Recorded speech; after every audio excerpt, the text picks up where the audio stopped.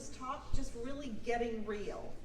And to do that, I want to share with you something I heard a comedian said about this crazy life of ours.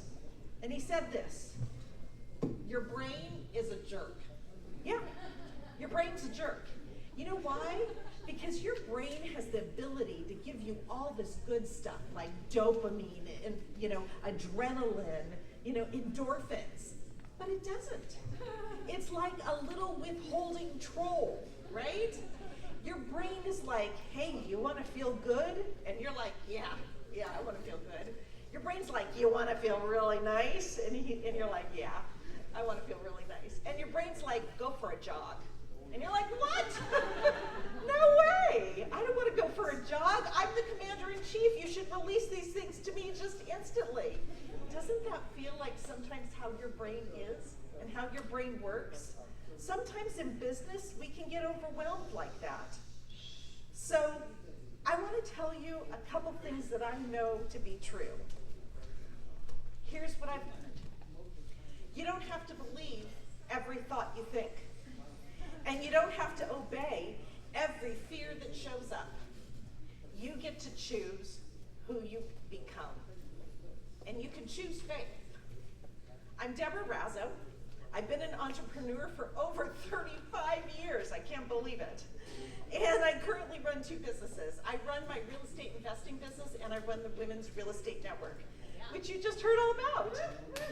We help women find their net worth as well as their self-worth.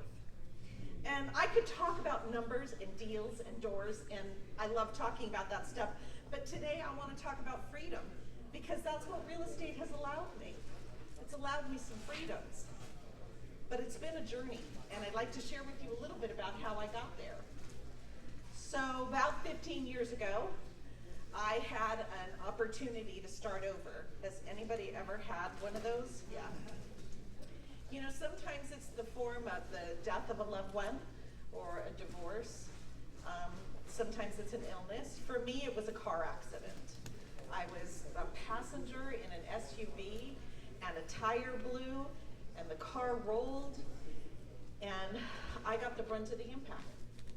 I was airbacked to a hospital, and I was told I had a broken neck. That was the beginning of a journey for me. I had to wait until they could operate, because the swelling had to go down. And it took me about a year to heal. I was in a neck brace for about 8 months. It was a long, hard time. And I took that time and I started thinking about what it is I really wanted. And I started asking myself those hard questions that we don't do all the time. Like, is this the life that you really want to lead?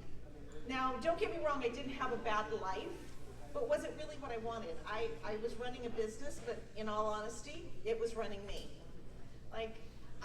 It wasn't a business, it was a job. I didn't own it, I had to report into it, right? And I just realized I wanted to do something else. I wanted to do something different. I wanted to have freedoms in my life. And, I had heard about this passive income thing, and it lit me up inside. And I was like, well, how do I get some of that?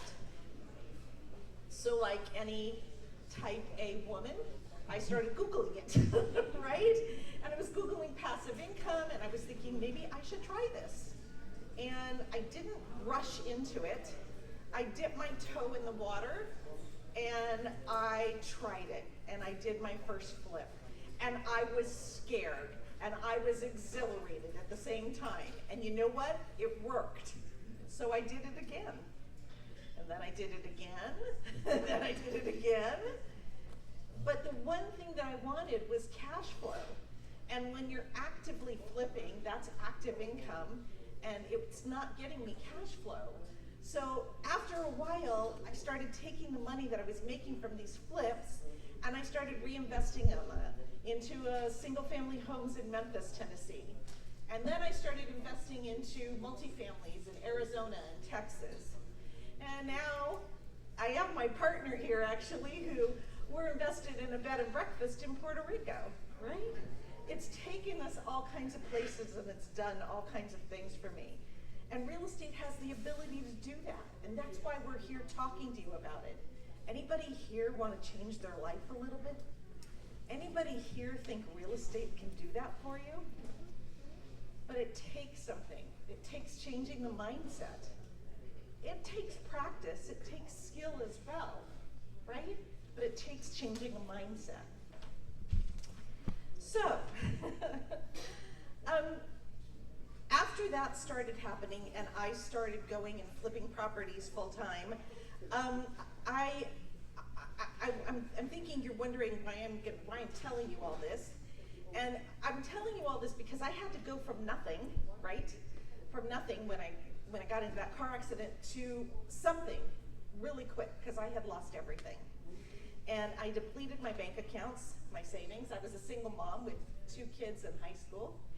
And I had to figure out a way to gain cash flow really fast. And the biggest shift that I made, it wasn't financial, it was emotional. When I found my why, I also found my tribe. Women who would support me, women who would walk alongside me, women, because there is crying in real estate, by the way, women who would wipe my tears and go, all right, start again tomorrow, right? And I knew that I wanted to create a different life for myself, and so I started attending Tony Robbins events. And I did that again and again, and I started drinking the Kool-Aid over there. And finally, I became one of 200 trainers worldwide. He flies me out to different events to help other people facilitate change in their lives. Yeah, it's pretty cool. And then just when I thought I had rewritten my story, life handed me another unexpected chapter. Last year, I was diagnosed with a pretty aggressive cervical cancer. So, chemo and radiation at the same time. It knocked me down physically, emotionally, spiritually. But on December 20th of last year, I got the call that I was cancer-free.